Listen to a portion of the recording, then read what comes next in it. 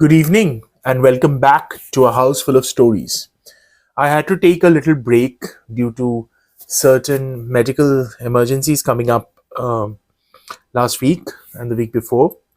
But in continuing with Science Fiction Month, this is the final story that I have for you. And next month will be a bit more focused on ghost stories. May I bring to the channel Chen Qiufan, a Chinese science fiction writer from the contemporary era. And this is a book called Invisible Planets. This is the first story, and it's called The Year of the Rat. And this is how it goes. It's getting dark again. We've been in this hellhole for 2 days, but we haven't even seen a single rat's hair. My socks feel like greasy dish rags, so irritating that I want to punch someone. My stomach is cramping up from hunger, but I force my feet to keep moving. Wet leaves slap me in the face like open hands.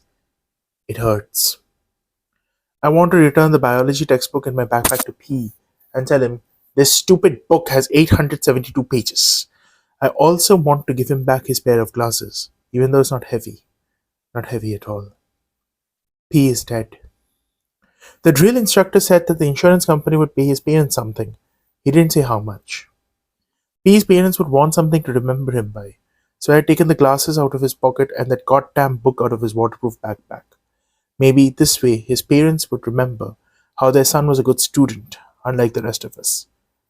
P's real name is Meng Xian, but we all called him P because one, he was short and skinny, like a pea sprout, and two, he was always joking that the friar who experimented with peas, Gregor Mendel, was his ancestor. Here's what they said happened. When the platoon was marching across the top of the dam of the abandoned reservoir, he noticed a rare plant growing out of the cracks in the muddy concrete at the edge of the dam. He broke formation to collect it.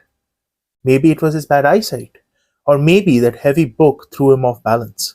Anyway, the last thing anyone ever saw was P looking like a really green pea, rolling, bouncing down the curved slope of the side of the dam for 100 meters and more until finally his body abruptly stopped, impaled on a sharp branch sticking out of the water.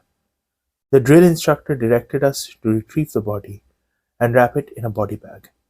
His lips moved for a bit, then stopped. I knew what he wanted to say. We had all heard him say it often enough, but he restrained himself. Actually, I kind of wanted to hear him say it. You college kids are idiots. You don't even know how to stay alive. He's right. Somebody taps me on the shoulder. It's Black Cannon. He smiles at me apologetically. It's time to eat. I'm surprised at how friendly Black Cannon is towards me. Perhaps it's because when P died, Black Cannon was walking right by him, and now he feels sorry that he didn't grab P in time. I sit next to the bonfire to dry my socks. The rice tastes like crap mixed with the smell from wet socks baking by the fire. God damn it, I'm actually crying. The first time I spoke to P was at the end of last year at the university's mobilization meeting. A bright red banner hung from across the front of the auditorium.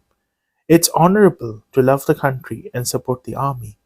It's glorious to protect the people and kill rats. An endless stream of school administrators took turns at the podium to give speeches.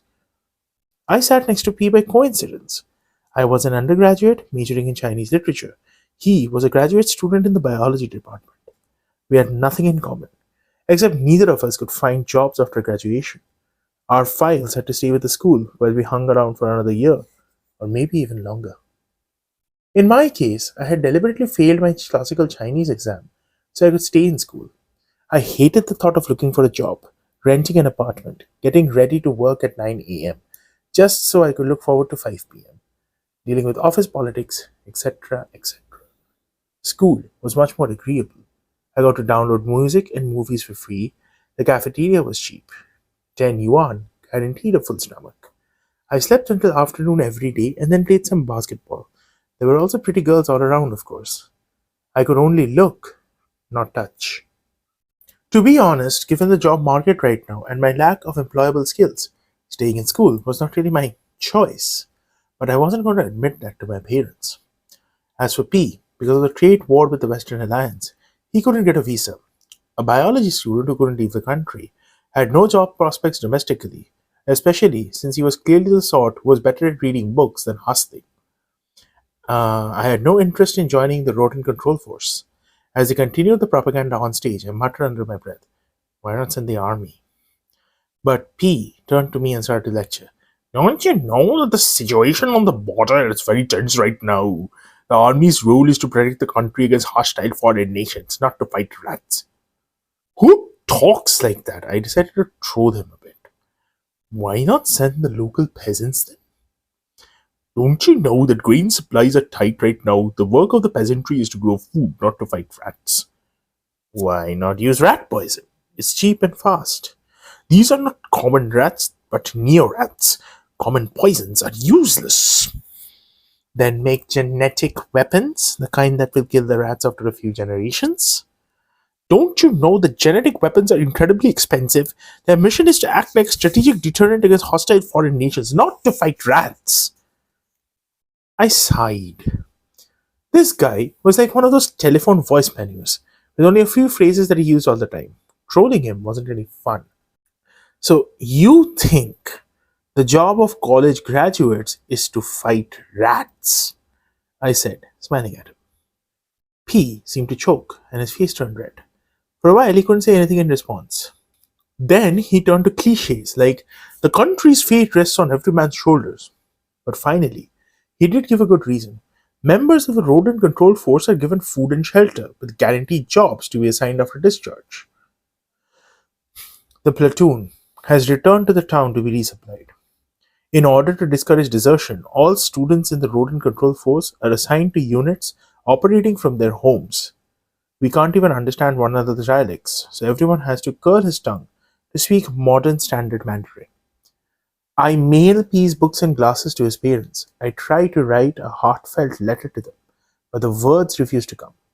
In the end, I write only, "I'm sorry for your loss." But the postcard I write to Ziazoria is filled with dense, tiny characters. I think about her long, long legs. This is probably my 23rd letter to her already. I find a store to recharge my phone and text my parents at home. When we are operating in the field, most of the time we get no signal. The shop owner takes one yawn and grins at me. The people of this town has probably never seen so many college graduates, although right now we are covered in dirt and not looking too sharp. A few old men and old women smile at us and give us thumbs ups, but maybe only because they think we're pumping extra money into the town's economy. As I think about P, I want to give them my middle finger. After the drill instructor takes care of P's funeral arrangements, he takes us to a cheap restaurant. "We're still about 24% away from accomplishing our quota," he says. No one answers him. Everybody is busy shoveling rice into his mouth as quickly as possible. "Work hard, and let's try to win the Golden Cat Award, okay?" Still, no one answers him. We all know that the award is linked to the bonus paid to the drill instructor. The drill instructor slams the table and gets up. "You want to be a bunch of lazy bums all your life, is that it?" I grab my rice bowl, thinking he's going to flip the table, but he doesn't. After a moment, he sits down and continues to eat. Someone whispers, "Do you think our detector is broken?" Now everyone starts talking. Most are in agreement with the sentiment. Someone offers a rumor that some platoon managed to use their detector to find deposits of rare earth minerals and gas fields. They stopped hunting for rats and got into the mining business, solving the unemployment problem of the platoon in one stroke. "That's ridiculous," the drill instructor says. "The detector follows the tracer elements in the blood of the rats. How can it find gas fields?" He pauses for a moment, then adds, "If we can follow the flow of the water, I'm sure we'll find them." The first time I saw the drill instructor, I knew I wanted to hit him. As we lined up for the first day of boot camp, he paced before us, his face dour, and asked, "Who can tell me why you're here?" After a while, P hesitantly raised his hand. "Yes, to protect the motherland," P said. Everyone burst out in laughter, only I knew that he was serious. The drill instructor didn't change his expression. You think you're funny? I'm going to award you 10 push ups. Everyone laughed louder. But that stopped soon enough. For the rest of you, 100 push ups. As we gasped and tried to complete the task, the drill instructor slowly paced among us, correcting our postures with his baton. You're here because you're all failures. You lived in the new dorms the taxpayers built, ate the rice the peasants grew, enjoyed every privilege the country could give you. Your parents spent their coffin money on your tuition. But in the end, you couldn't even find a job, couldn't keep yourselves alive. You're only good for catching rats. Actually, you're even lower than rats. Rats can be exported for some foreign currency, but you? Why don't you look in the mirror at your ugly mugs? What are your real skills? Let me see. Chatting up girls, playing computer games, and cheating on tests. Keep on pushing. You don't get to eat unless you finish. I gritted my teeth, and as I did each push up, I thought, if someone would just get a revolt started, I'm sure all of us together can whip him. Everyone else thought the exact same thing, so nothing happened. Later, when we were eating, I kept on hearing the sound of chopsticks knocking in bowls because our hands and arms were all trembling. One recruit, so sunburned that his skin was like dark leather, couldn't hold his chopstick steady and dropped a piece of meat on the ground. The drill instructor saw. Pick it up and eat it. But the recruit was stubborn. He stared at the drill instructor and didn't move. Where do you think your food comes from? Let me explain something to you. The budget for your food is squeezed out of the defense budget. So every grain of rice and every piece of meat you eat comes from a real soldier going hungry. The recruit muttered, Who cares? Bala! The drill instructor flipped over the table in front of me. Soup, vegetables, rice covered all of us. Then none of you gets to eat. The drill instructor walked away. From then, that recruit began to be known as Black Cannon. The next day, they sent in the good cop, the district's main administrator. He began with a political lesson, starting with a quote from the Book of Songs, 10th century BC. Rat or rat, don't eat my millet. He surveyed the 3,000-year history of the dangers posed to the common people by rat infestations. Then, drawing on contemporary international macro, politico, economic developments, he analyzed the unique threat posed by the current infestation and the necessity of complete eradication. Finally, he offered us a vision of the hope and faith placed in us by the people. It's honorable to love the country and support the army. It's glorious to protect the people and kill rats. We ate well that day. After alluding to the incident from the day before, the administrator criticized the drill instructor. He noted that we college graduates were the best of the best, the future leaders of our country, and that instruction must be fair, civil, friendly, emphasizing technique, not merely rely on simplistic violence. To close, the administrator wanted to take some photos with all of us. We lined up in a single rank, goose step. The administrator held up a rope the tips of all our feet had to touch to show how orderly we could march. We follow the flow of the water. The drill instructor is right. We see signs of droppings and pop-prints. It's getting colder now. We're lucky that we're operating in the south. I can't even imagine making camp up north where it's below freezing. The official news is relentlessly upbeat. The rodent control force units in several districts have already been honorably discharged and have been assigned good jobs with a few state-owned enterprises. But among the lucky names in the newsletter, I don't recognize anyone I know. No one else in the platoon does either. The drill instructor holds up his right fist. Stop. Then he spreads out his 5 fingers. We spread out and reconnoiter. Prepare for battle. Suddenly, I'm struck by how ridiculous this is. If this kind of slaughter, like a cat playing with mice, can be called a battle, then somebody like me who has no ambition, who lives more cowardly than a lapdog, can be a hero. A grey-green shadow stumbles among the bushes. Neo-rats are genetically modified to walk upright, so they are slower than regular rats. We joke among ourselves that it's a good thing they didn't use Jerry of Tom and Jerry as the model. But this Neo-rat is on all fours. The belly is swollen, which further limits its movement. Is the rat prick? No. I see the dangling penis. Now it's turning into a farce. A bunch of men with steel weapons stalk a pot-bellied rat. In complete silence, we slowly inch across the field. Suddenly, the rat leaps forward and rolls down a hill and disappears. We swear in unison and rush after it. At the bottom of the hill is a hole in the ground. In the hole are 30 or 40 rats with swollen bellies. Most are dead. The one that just jumped in is still breathing heavily, chest heaving. A plague? The drill instructor asks. No one answers. I think of P. If he were here, he would know. Chee! A spear pierces the belly of the dying rat. It's from Black Cannon. He grins as he pulls the spear back, slicing the belly open like a ripe watermelon. Everyone gasps. Inside this male rat's belly are more than a dozen rat fetuses, pink, curled up like a dash of shrimp cocktail around the intestines. A few men are having dry heaves. Black Cannon, still grinning, lifts his spear again. Stop! Drill instructor says.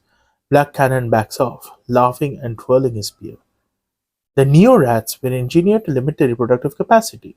For every one female rat born, there would be 9 male rats. The idea had been to control the population size to keep up their market value. But now, it looks like the measures are failing. The males before us died because their abdominal cavity could not support the fetuses. But how could they be pregnant in the first place? Clearly, the genes are trying to bypass the engineered boundary. I remember another possible explanation. Something Xiaxia told us long ago. Even though I have had Lee Xiaxia's phone number in my handset for 4 years, I never called her. Every time I took it out, I lost the courage to push the call button. The day I was packing for boot camp, and I suddenly heard Xiaxia's faint voice as though coming from far away. I thought I was hallucinating until I saw that I had butt dialed her. I grabbed the phone in a panic. Hey, she said. I hear you're about to go kill some rats. Yeah, I can't find the job. Why don't I take you out to dinner? I feel bad that we've been classmates for 4 years and hardly know you. It'll be a farewell meal. Rumor had it that luxury cars were always parked below her dorm, waiting to pick her up. Rumor had it that she went through men like a girl trying on dresses. That night, as we sat across from each other eating bowls of fried rice with beef, her face devoid of makeup, I finally understood. She really had a way of capturing a man's soul. We wandered around the campus as we passed the stray cats, the classrooms, the empty benches. Suddenly, I missed the school, and it was because of memories I wished I had made with her. My dad raised rats, and now you're going to kill rats, she said. In the year of the rat, you're going to fight rats. Now that's funny. Are you going to work with your father after graduation? I asked. She was dismissive of the suggestion. In her eyes, the business of raising rats was not all that different from working on a contract manufacturing assembly line or in a shirt factory. We still didn't control the key technologies. The embryos all had to be imported. After the farm workers raised them, they went through a stringent quality control process, and those that passed were exported, implanted with a set of programmed behaviors overseas, and then sold to the wealthy as luxury pets. All that our country, the world factory, had to offer was a lot of cheap labor in the least technology intensive phase of the operation. I heard that the escaped rats had their genes messed with, these Yoxia said. She went on to explain that just like how some contract manufacturers had tried to produce Shanzai iPhones by reverse engineering and messing with the software, so some rat farm owners were trying to reverse engineer and mess with the genes in their rat. Their goal was to raise the ratio of females and the survival rate of babies, otherwise their profit margin was too low. They say that this time the rats didn't escape, she continued, but were released by the farm owners. It was their way of putting pressure on certain branches of the government to gain more handouts with the industry. I didn't know what to say. I felt so ignorant. But that's just one set of rumors. Others say that the mass escape was engineered by the Western Alliance as a way to put pressure on our country in the trade negotiations. The truth is ever elusive. I looked at the young woman before me, beautiful and smart. She was way out of my league. Send me a postcard, she said. Her light laugh broke me out of my reverie. Huh? Let me know you're safe. Don't underestimate the rats. I've seen them. She never finished her sentence. From time to time, I feel many bright eyes are hidden in the dark, observing us, analyzing us day or night. I think I'm going a little crazy. By the bank of the river, we discovered 18 nests, low, cylindrical structures about 2 meters in diameter. Several physics majors squat around one, discussing the mechanical structure of interweaving sticks. On top is a thick layer of leaves, as though the makers wanted to take advantage of the waxy surfaces of the leaves to keep water out. I've seen primitive tribal villages like this on the Discovery Channel, one of the men says. We look at him oddly. It doesn't make sense, I say. I squat down, considering the trails of mountain prints that connect the rest to one another and the river, like an inscrutable picture. Do the rats have agriculture? Do they need settlements? Why did they abandon them? Black Cannon laughs coldly. You need to stop thinking that they're people. He's right. The rats are not people. They're not even real rats. They're just carefully designed products. Actually, products that failed quality assurance. I noticed something strange about the paw prints. Most seem smaller than usual and only lead away from the nests. But in front of each nest, there is one set that is bigger in stride length and deeper, with a long drag mark down the middle. The bigger trails only go into the nests, but don't come out. These are, I try to keep my voice pushing, birthing rooms. Sir, a man stumbles over. You have to see this. We follow him to a tree. Underneath, there's a tower made from carefully stacked rocks. There's a sense of proportion and aesthetics in the pattern of the shape and color. From the tree, 18 dead male rats hang, their bellies open like unzipped sacks. A light layer of white sand is spread evenly around the tree. Countless tiny prints can be seen in the sand, surrounding the tree in ever widening rings. I imagine the ceremonial procession and the mystical rituals. It must have been as wondrous as the scene in Tiananmen Square when the flag is raised on National Day. Oh, come on! This is the 21st century. Man has been to the moon. Why are we using these pieces of scrap metal?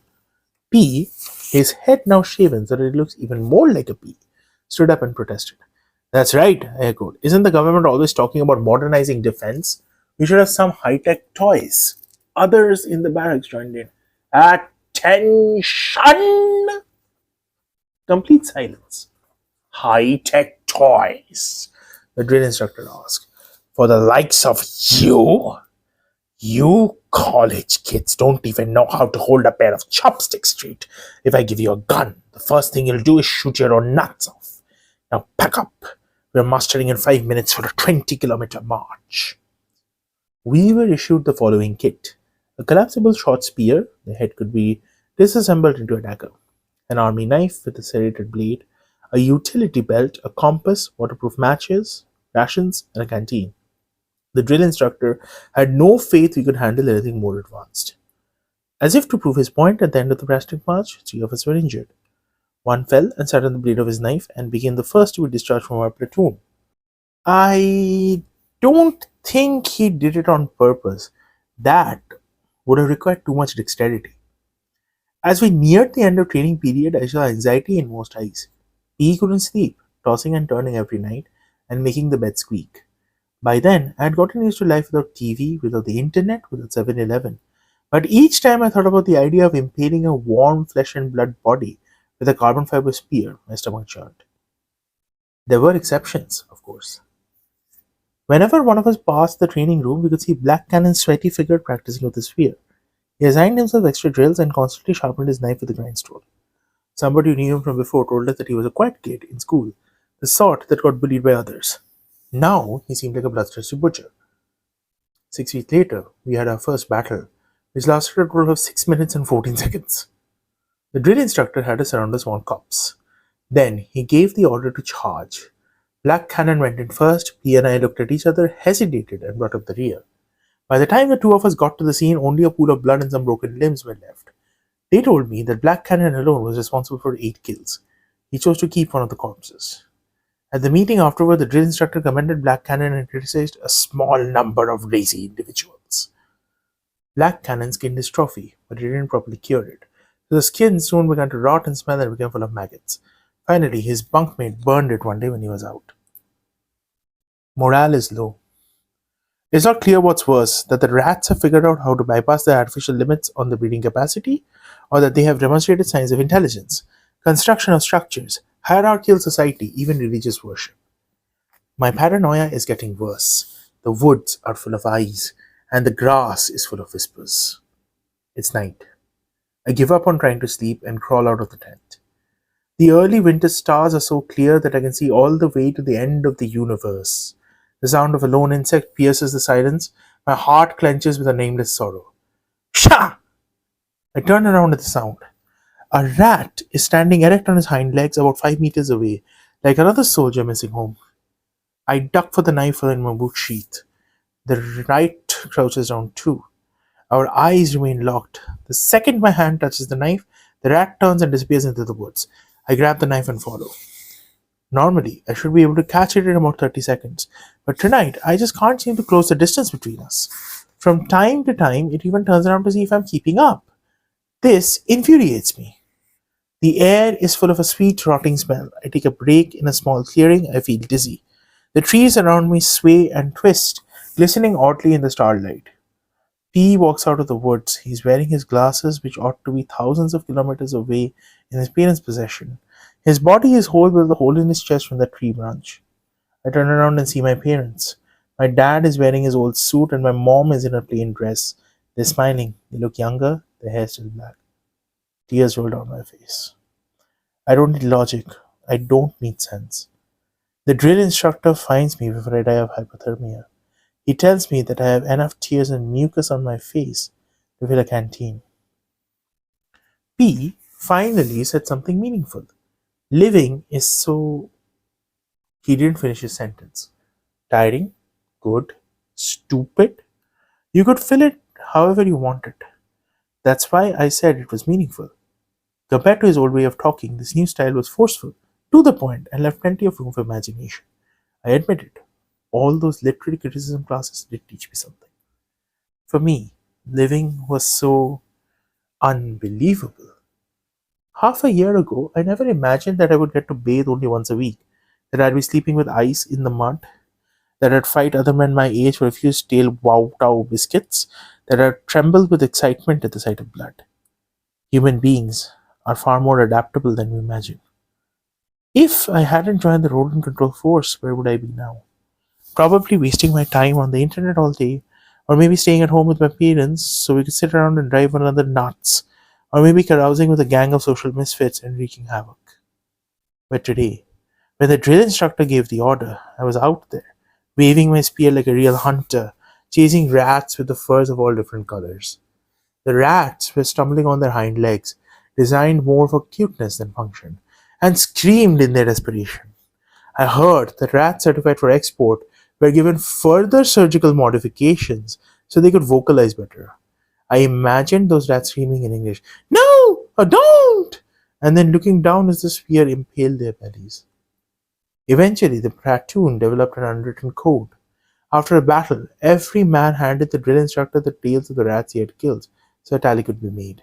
The records were supposed to influence what jobs we'd be recommended for after discharge. They knew just how to motivate us. This was just like final exams and posting scores. Black Cannon got the most commendations. His kill figure was probably already in the 4 digits, far ahead of everyone else. My own record was below average, hardly passing, not unlike in college. P was at the very bottom. If I didn't help him out now, then by handing him a few tails, he would have 0 kills. The drill instructor pulled me aside. "Listen, you're P's friend.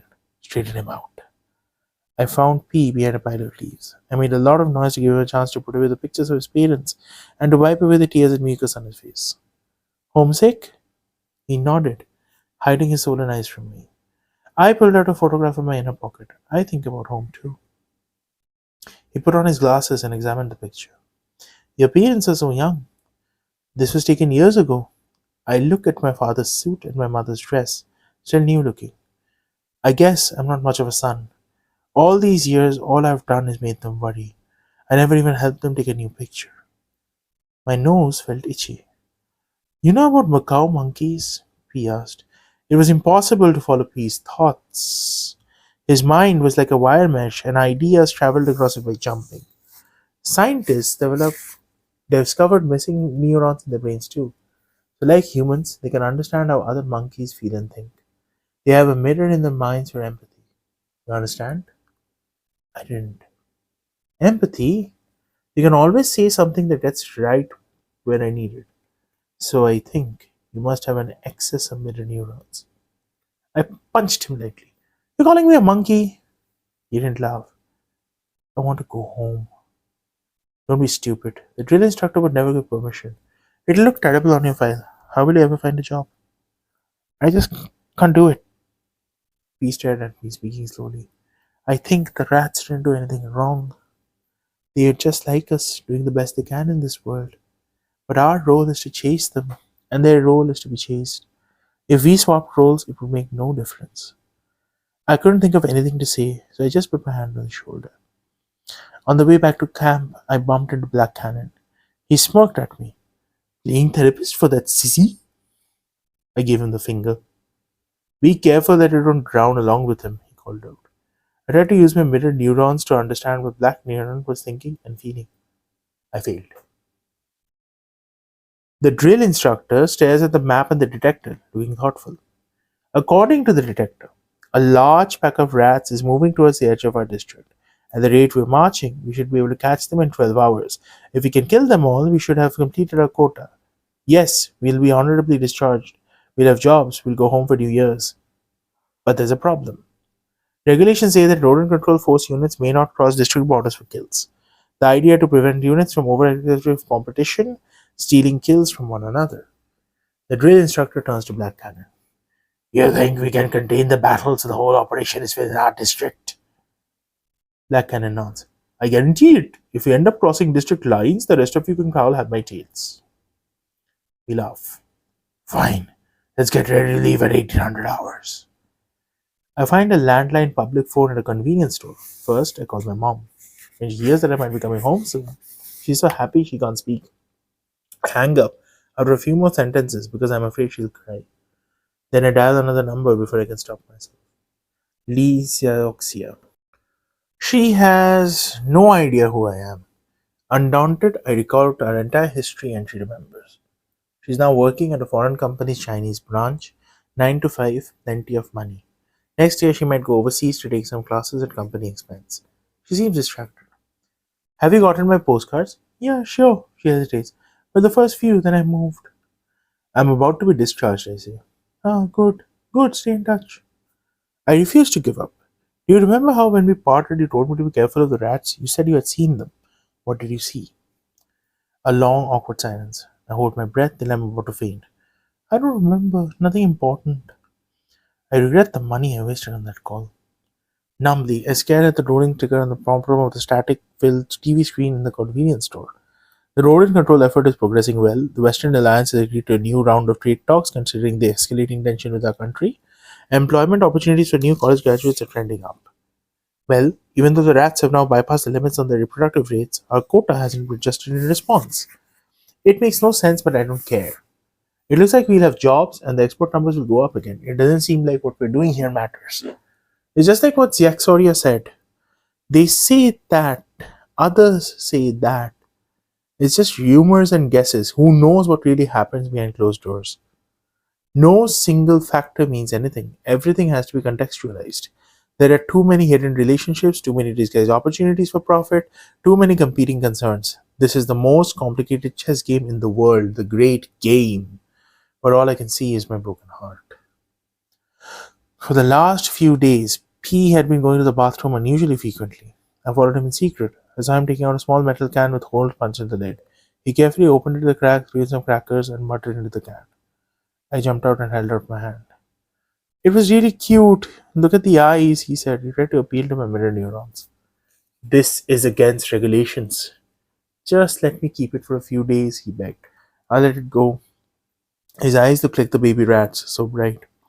Someone as nervous and careless as P was no good at keeping secrets. When the drill instructor and Black Cannon stood in front of me, I knew the game was up. You are sheltering prisoners of war, Black Cannon said. I wanted to laugh, and P was already laughing. Stop, the drill instructor said. We stood at attention. If you can give me a reasonable explanation, I'll deal with you reasonably. I figured that I had nothing to lose, so I came up with an explanation on the fly. Black Cannon was so furious when he heard it, I thought his note was going to become permanently twisted. P and I worked together the whole afternoon to dig a hole about 2 meters deep into the side of a hill. We lined it with grease tarp. He didn't like my plan, but I told him it was the only way we could escape punishment. It's really smart. It can even imitate my gestures, he said. He gave a demonstration. Indeed, the little rat was a regular mimic. I tried to get it to imitate me, but it refused. Great, I said. Its IQ is approaching yours. I try to see it as just a well engineered product, P said. A bundle of modified DNA, but emotionally I can't accept that. We hid downward from the hole. P had a string in his hand. The other end of the string was tied to the leg of the baby rat in the hard bottom of the hole. I had to keep reminding P to pull the rope once in a while to make the rat cry out piteously.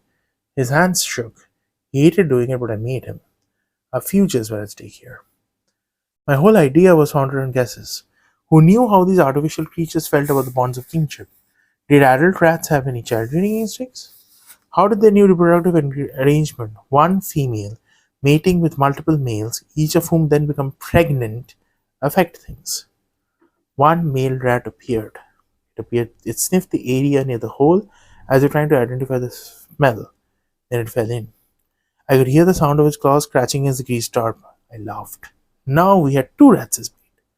The adult male was much louder than the baby rat.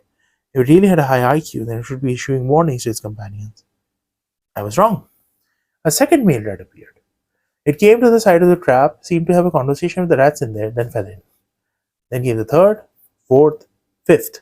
After the 17th rat fell in, I worried that the hole wasn't deep enough. I gave the signal. In a second, men with spears surrounded the trap. The rats were building a pyramid. The bottom layer consisted of 7 rats leaning against the side of the trap. 5 rats stood on their shoulders in the next layer, then 3. 2 more rats were carrying the baby rat and climbing up. Wait! He yelled. Carefully, he pulled the string slowly, separated the baby rat from the adult rats carrying it. The moment the baby rat dangled free of the adult rats screamed, and I heard sorrow in their voices. Pyramids fell apart as the spears plunged down, spattered blood, beating against the plastic and rolling down slowly. In order to rescue a child who was not directly related to them, the rats were willing to sacrifice themselves. Yet we exploited this to get them. I shivered. P pulled the baby rat back to him. Just as the baby was about to complete his nightmarish journey, a boot came out of nowhere and flattened it against the earth. Black Cannon. P jumped at him, fists swinging. Black Cannon was caught off guard, and blood flowed down the corner of his mouth. Then he laughed, grabbed P, and lifted his skinny body over his head. He walked next to the trap filled with blood and gore and got ready to toss P in. I think the sissy wants to join his dirty friends. Put him down! The drill instructor appeared and ended the madness. Because I came up with the plan, I received my first commendation. 3 times during his speech, the drill instructor mentioned college education, not once sarcastically. Even Black Cannon was impressed with me. He told me when nobody was around that the tales from this battle should be given to me. I accepted and then gave the tales to P. Of course, I knew that nothing would make up for what I took away from P. Farm, fields, trees, hills, ponds, roads, we passed like shadows in the night. During a break, Black Cannon suggested a drill instructor that we divide the platoon in half. He will choose the best fighters and dash ahead while the rest follow slowly. He looks around and adds meaningfully, otherwise we might not be able to complete the mission. No, I say. The drill instructor and Black Cannon look at me. The strength of an army comes from all its members working together. We advance together. We retreat together. None of us is extraneous, and none of us is more important than any of the others. I pause, locking my gaze with the furious Black Cannon. Otherwise, we are no better than the rats. Good. The drill instructor puts out his cigarette. We stay together. Let's go. Black Cannon walks by me. He lowers his voice so only I can hear. I should have let you roll down the dam with the sissy. I freeze. As Black Cannon walks away, he turns and smirks at me. I've seen that curling of the lips before, when he warned me not to drown along with P, when he stomped on the baby rat and lifted P over his head, when he sliced open the bellies of the male rats. Black Cannon was next to P that afternoon. They said that P left the path because he saw a rare plant, but without his glasses, P was practically blind. I should never have believed their lies. As I stared at Black Cannon's back, memory surfaces after memory. This is the most difficult journey I've ever been on. Prepare for battle, the drill instructor says, taking me out of my waking dream. We've been marching for 10 hours. In my mind, the only battle that matters in this world is between Black Cannon and me. It's dawn again. Battlefield is a dense forest in a valley. The cliffs on both sides are steep and bare. The drill instructor's plan is simple. One squad will move ahead and cut off the rat, rat pack's path through the valley. The other squads will follow and kill every rat they see. Game over. I sneak to the trees to join Black Cannon's squad. I don't have a plan except that I don't want him out of my sight. The forest is dense and visibility is poor. A faint blue miasma permeates the air. Black Cannon sets the pace for a fast march, and we weave between the trees among the fog like ghosts. He stops abruptly. We follow his finger and see several rats pacing a few meters away. He gestures for us to spread out and surround them, but by the time we get close, the rats have all disappeared. We turn around and the rats are still just a few meters away. This happens a few more times. All of us are frightened. The miasma grows thicker, filled with strange odor. My forehead is sweaty and the sweat stings my eyes. I grip my spear tightly, trying to keep up with the squad. But my legs are rubbery, my paranoia is back. Things are watching me in the grass, whispers in the air. I'm alone now. All around me is the thick fog. I spin around. Every direction seems full of danger. Desperation fills my head. Suddenly, I hear a long, loud scream in one direction.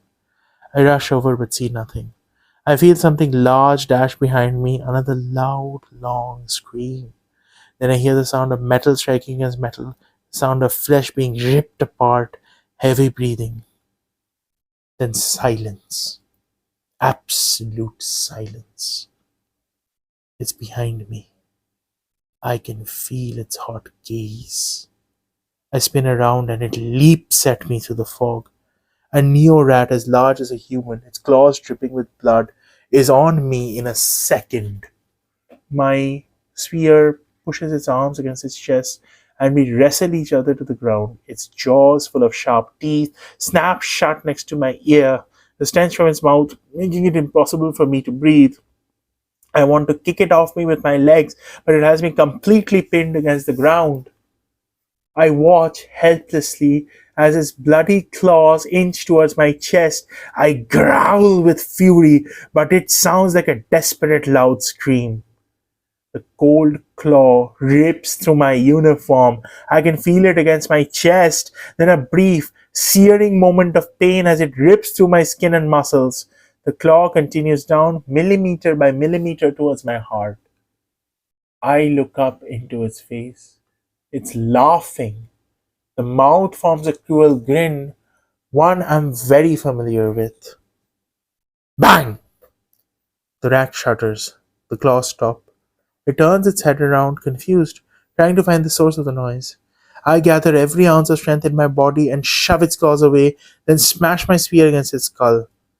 A muffled thud. It falls against the ground.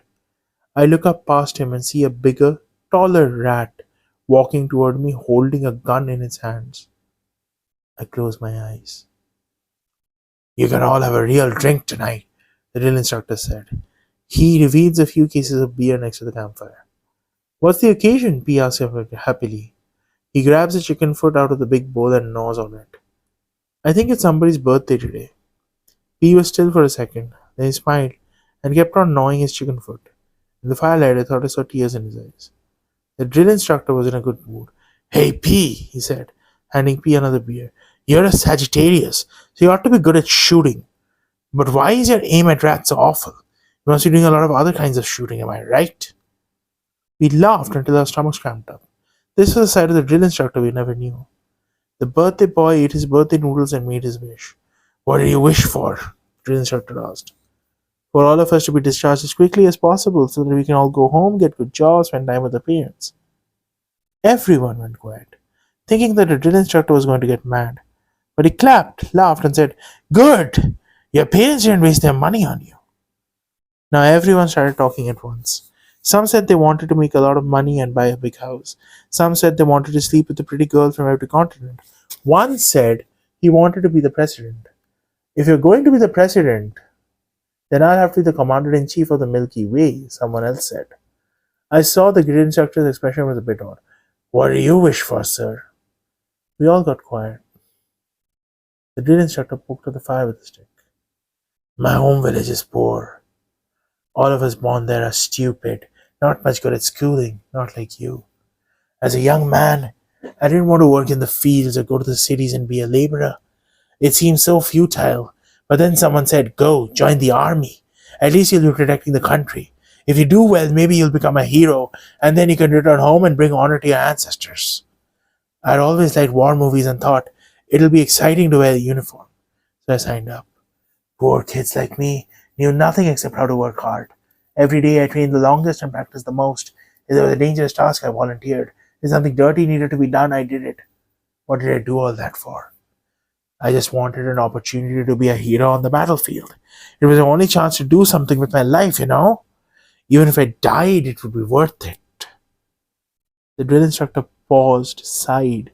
He kept poking at the fire with his branch. The silence lasted for a long time. Then he looked up and grinned. "Why are you all quiet? I shouldn't have ruined the mood."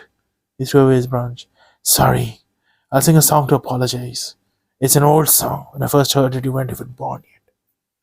He was not a good singer, but he sang with his whole heart. Corners of his eyes were wet. "Today all I have is my shell. Remember our glory days when we embraced freedom in the storm? All night we believed we could change the future, but whoever accomplished it." As he sang, the flickering shadows from the fire made him seem even taller, like a bigger than life hero. Our applause echoed loudly in the empty wilderness. "Let me tell you something." He leaned over, slipping for a bottle, peed it. "Living is so like a dream. The loud noise of the engine wakes me. I open my eyes and see the drill instructor, his lips moving, but I can't hear a word over the noise. I try to get up, but the sharp pain in my chest makes me lie down again. Over my head is a curved metallic ceiling. Then the whole world starts to vibrate and shake, and a sense of weight pushes me against the floor. I'm in a helicopter. "Don't move," the drill instructor shouts, leaning close to my ear. "We're taking you to the hospital." My memory is a mess of random scenes from that nightmarish battle. Then I remember the last thing I saw. That gun. Was that you? Tranquilizer. I think I'm beginning to understand. So what happened to Black Cannon? The drill instructor is silent for a while. The injury to his head is pretty severe. He'll probably be a vegetable the rest of his life. I remember the night I couldn't sleep. I remember P, my parents, and... "What did you see?" I asked the drill instructor anxiously. "What did you see on the battlefield?" "I don't know," he says. Then he looks at me. "It's probably best if you don't know either." I think about this. If the rats are now capable of chemically manipulating our perceptions, generating illusions to cause us to kill one another, then the war is going to last a long, long time. I remember the screams and sounds of flesh being torn apart by spears. "Look!" The instructor supports me so I can see through the helicopter cockpit window. Rats. Millions of rats are walking out of fields, forests, hills, villages. Yes, walking. They stand erect and strode at a steady pace, as though members of our world's largest tour group. The scattered trickles of rats gather into streams, rivers, flowing seas. Their varicolored form grand pattern. There's a sense of proportion and aesthetics.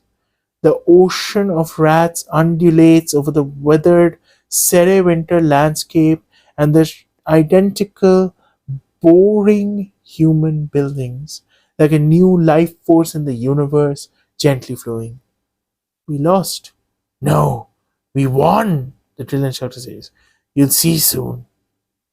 We land on a military hospital. Bouquets on a wheelchair welcome me, the hero.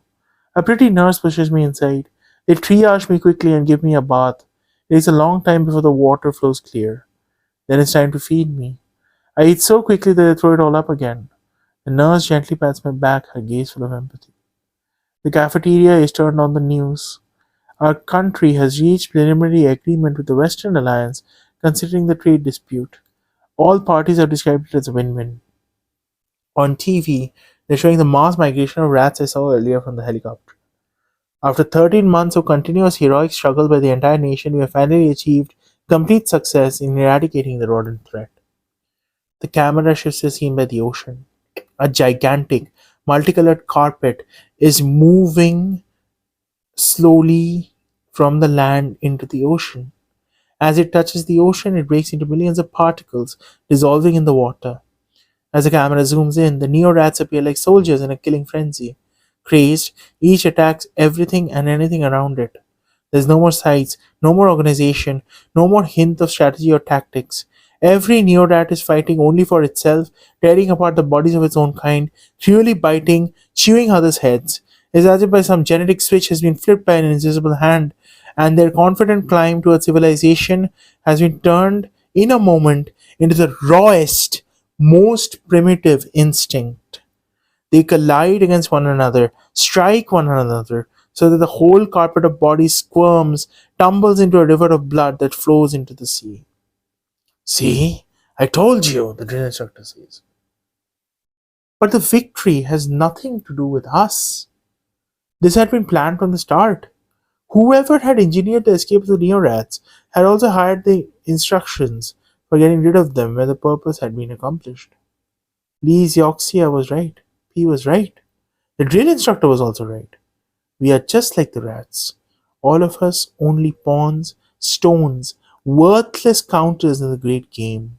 All we can see is just the grids of the board before us. All we can do is follow the grid lines in accordance with the rules of the game. Cannon on 8th file to 5th file, horse on 2nd file to 3rd file. As for the meaning behind these moves, and when the great hands that hands over us will plunge down to pluck one of us off, nobody knows.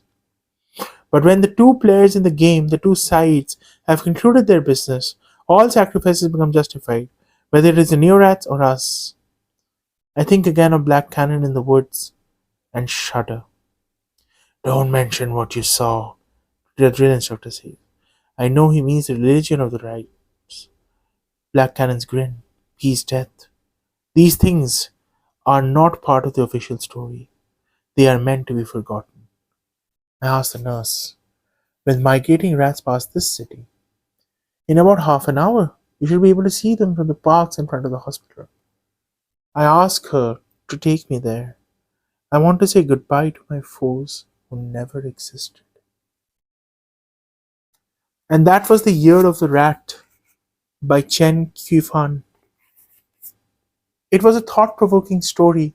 There were many parts when I felt a sense of connection with the rats and not with the humans. I wonder what else I'm going to find in this anthology. I wonder where I'm going to go, what I'm going to do. But I've been rattling on for nearly an hour, so this is a time when I'll wrap. I'll see you next week with ghost stories. This was the last science fiction story. Thank you for sticking around till the end. This has been another episode of A House Full of Stories, and I'm sure I'll see you next time with a spine tingling story that I hope you will enjoy. Good night, take care, and may the force be with you.